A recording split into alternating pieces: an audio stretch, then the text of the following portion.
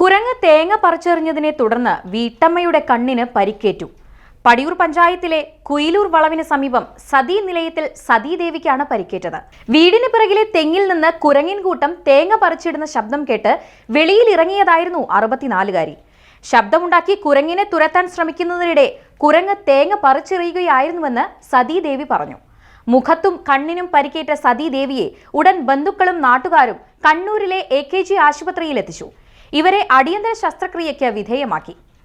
ഇരിക്കൂറിനടുത്തെ കുയിലൂരിൽ കുരങ്ങിന്റെയും കാട്ടുപന്നിയുടെയും ശല്യം അതിരൂക്ഷമാണ്. വനമേഖലയിൽ നിന്നും 25 കിലോമീറ്ററോളം അകലെയുള്ള പ്രദേശമായിട്ടും പൊറുതിമുട്ടി കഴിയുകയാണ് നാട്ടുകാർ. 10-50 എണ്ണമടങ്ങുന്ന കൂട്ടമായി എത്തുന്ന കുരങ്ങുകൾ വീട്ടിനുള്ളിൽ കയറി ഉണ്ടാക്കുന്ന ശല്യത്തിനു പുറമെ കാർഷിക വിളകൾക്കും വലിയ നാശമാണ് ഉണ്ടാക്കുന്നത്.